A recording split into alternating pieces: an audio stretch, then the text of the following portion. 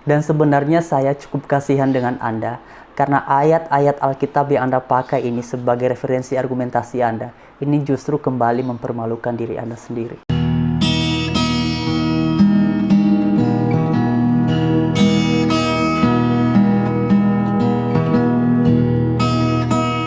Shalom teman-teman, selamat siang dan Tuhan Yesus memberkati kita semua. Dan mari sama-sama dalam segmen ini kita akan menanggapi satu video. Saya tidak tahu apakah beliau ini seorang mualaf ataukah seorang ustadz, tetapi yang pasti beliau ini berbicara tentang Alkitab kita orang Kristen. Dan oleh sebab itu mari sama-sama kita simak cuplikan videonya dan nantinya akan kita tanggapi tahap demi tahap. Yang pintar tentang kristologi, maka dia akan menyerang balik. Dan kalau perlu si misionaris tadi masuk Islam gitu. Bisa gunakan Bible. Karena orang misionaris kan dia nggak percaya Al-Quran. Balas dengan Bible. Tinggal balik tangan aja. Ya kan?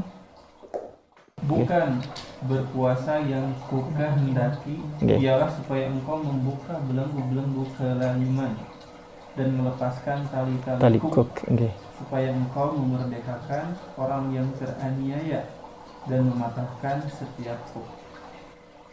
Jadi di Bible diajarkan untuk berpuasa. Sekarang buka Imam. Nah teman-teman, mari kita tanggapi bagian ini dulu ya, karena beliau menggunakan ayat ini sebagai salah satu argumentasinya untuk menjawab para misionaris Kristen katanya. Nah teman-teman, seperti yang sudah dibacakan tadi, ini terdapat dalam kitab Yesaya pasal 58 ayatnya yang ke-6. Nah sebenarnya salah satu hal yang menunjukkan bahwa beliau tidak paham mengenai ayat ini, karena ayat ini tidak lepas dari ayat yang kelima bahkan juga ayat yang ketujuh. Di dalam ayat yang kelima, Allah mengkritik cara berpuasa yang dilakukan oleh bangsa Israel karena semata-mata hanya dalam rangka melakukan ritual keagamaan. Itulah sebabnya kemudian di dalam ayat yang ke-6, Allah mengatakan, menyampaikan kepada bangsa Israel mengenai apa sebenarnya yang dikehendakinya. Nah, sebagaimana tercatat di sini.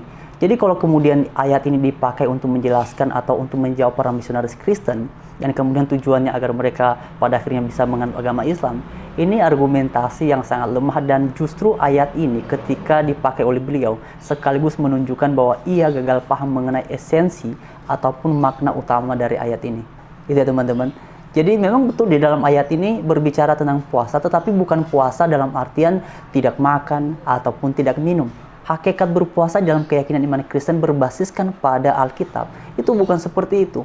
Kalau teman-teman membaca dalam kitab Imamat, teman-teman akan menemukan bahwa hakikat berpuasa itu sejak semula adalah wujud merendahkan diri di hadapan Tuhan. Bukan tentang tidak makan, tidak minum, juga bukan tentang melakukan ritual keagamaan. Esensinya bukan di situ. Oke teman-teman ya, sekarang mari kita lanjutkan ya.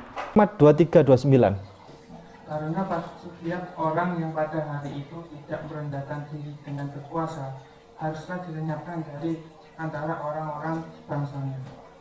Karena pada hari itu orang-orang yang tidak mau berpuasa kan gitu, maka wajib dilenyapkan. Jelas sudah Imamat 23:29. Sementara Islam, orang yang tidak berpuasa tidak sampai lah. Jadi lebih keras mana? Lebih keras Bible. Kemudian Matius. Oke teman-teman, stop lagi ya, kita tanggapin dulu ya. Jadi semakin jelas ya bahwa beliau ini menggunakan ayat-ayat Alkitab yang pada dasarnya ia tidak pahami.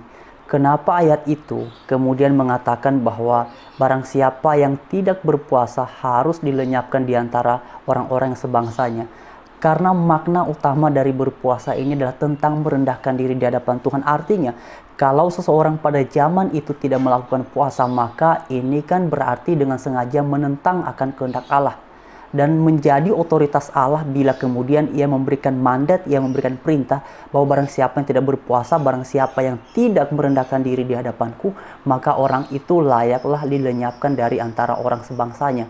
Ini yang disebut dengan otoritas mutlak kedaulatan dari Tuhan. Ia mengatur, bukan diatur-atur oleh ciptaannya.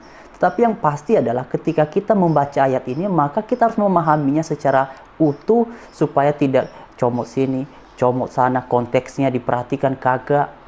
Oke teman-teman, kita lanjutkan ya. Perjanjian baru nih, Matius chapter 6 ayat 16 sampai 18. Jadi puasa itu kewajiban buat kaum Kristen. Nah, Tuhan sendiri yang akan menilai puasa umatnya, kan begitu. Oke teman-teman, kita tanggapi ini lagi ya. Semakin jelas bahwa beliau ini sama sekali tidak paham tentang ayat-ayat Alkitab yang ia gunakan sebagai salah satu referensi dalam ia membangun sebuah argumentasi tentang berpuasa. Nah, teman-teman sekalian, di dalam ayat ini sebenarnya sangat jelas bahwa mengenai berpuasa itu tidak dilakukan dalam rangka melakukan ritual keagamaan. Bahkan Alkitab dengan terang-terangan menyampaikan kalau kamu mau berpuasa, jangan sampai kamu promosikan ke orang. Jangan kamu berpuasa lalu kamu bikinlah ekspresi wajah yang lemas, lesu. Justru di dalam ayat ini dijelaskan bahwa kalau kamu berpuasa, jangan sampai orang tahu bahwa kamu berpuasa. Ya, buatlah wajahmu itu berseri-seri, ceria, bukan loyo, bukan lesu. Jadi itulah sebabnya di dalam keyakinan kita, orang Kristen, hai Pak Ustadz atau seorang mualaf Anda ini ya. Itulah sebabnya di dalam keyakinan kami orang Kristen, kalau orang berpuasa itu tidak perlu dikasih pengumuman, tidak perlu dipasang spanduk, ini bulan ini orang Kristen berpuasa, tahun ini orang Kristen berpuasa. Karena hakikat dari berpuasa tidak seperti itu. Selain dari merendahkan diri di hadapan Tuhan, maknanya yang relevan dengan itu adalah ini berbicara tentang hubungan personal dengan Tuhan. Jadi kalau pun kemudian ada orang Kristen yang berpuasa, ya itu dia tidak usah kasih pengumuman kalau saya berpuasa. Dia tidak usah bilang, oh kenapa kamu begitu? Saya kan sedang berpuasa. Kenapa kamu begini? Saya kan sedang berpuasa. Kami orang Kristen kalau berpuasa itu belajar untuk tidak menunjukkannya kepada orang lain karena ini hubungannya dengan Tuhan. Itulah sebabnya di dalam ayat ini sangat jelas. Kalau kamu berpuasa nggak usahlah kamu cerita ke sana ke sini. Nggak usahlah kamu kasih pengumuman, nggak usahlah kamu buat muka yang lemas lesu supaya ditanya orang, kamu sedang apa? Saya sedang berpuasa. Makanya Alkitab bilang orang yang melakukan tindakan demikian justru orang yang ingin dipuji dan upahnya sudah dia dapatkan karena keinginannya itu sendiri. Jadi upahnya adalah keinginan untuk dipuji. Itu teman-teman. Jadi semakin jelas ya ayat yang dia pakai ini justru mempermalukan dirinya sendiri. Sekarang kita lanjutkan ya. Bahkan Yesus sendiri berpuasa 40 hari 40 malam. Ya. Buktinya di Matius 4 ayat 2. Dan setelah berpuasa 40 hari dan 40 malam akhirnya laparlah Yesus. Di Matius 4 ayat 2, dan setelah berpuasa 40 hari dan 40 malam, akhirnya laparlah Yesus. Yesus itu bahkan puasanya itu 40 hari 40 malam. Di Bible diperintahkan berpuasa, wajib berpuasa. Anda kok tidak mau berpuasa? Ya kan? Yesus berpuasa 40 hari bahkan. Kita umat Islam seperti Yesus berpuasanya sebulan. Anda kok tidak mau berpuasa? Anda ikut siapa? Nah teman-teman, itulah keseluruhan cuplikan videonya, dan bagian terakhir ini dia berbicara tentang Tuhan Yesus yang dicatat dalam Alkitab juga berpuasa. Nah sekarang mari kita lihat mengapa Tuhan Yesus berpuasa ya. Sebenarnya ini kan dilakukan oleh Tuhan Yesus sebelum ia memulai pelayanannya. Kalau berdasarkan tradisi Yahudi, seseorang yang bisa mengajar di bait Allah atau di bait suci, standar usianya adalah 30 tahun. Jadi ketika Tuhan Yesus berpuasa 40 hari itu berdasarkan catatan Alkitab. Ini tujuannya dalam rangka ia memulai pelayanan. Nah, dan ini ingat teman-teman ya, hakikat dari berpuasa ini sejak semula berdasarkan kitab Imamat itu adalah bentuk merendahkan diri di hadapan Tuhan, bentuk membangun hubungan dengan Tuhan.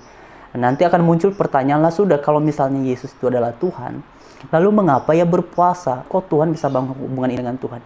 Inilah kegagalan pahamnya mereka. Karena mereka tidak mau menerima satu fakta bahwa Yesus 100% atau sempurna dalam keadaannya sebagai Allah, tetapi juga sempurna dalam keadaannya sebagai manusia. Dan dalam keadaannya sebagai manusia, dia berpuasa dalam rangka mempersiapkan dirinya, dalam rangka membangun hubungan yang lebih dekat, karena sebentar lagi pelayanannya dimulai. Itu teman-teman. Lalu mengapa sekarang orang Kristen tidak berpuasa seperti yang dilakukan oleh Tuhan Yesus? Ingat ya, ketika Tuhan Yesus berpuasa, dia tidak seperti para ahli Taurat, dia tidak seperti orang Saduki, orang Farisi, yang kemudian berusaha untuk menunjukkan kepada orang banyak bahwa mereka sedang berpuasa. Ya, Yesus tidak seperti itu. Teman-teman baca kitab Matius, teman-teman akan menemukan di manakah Yesus berpuasa.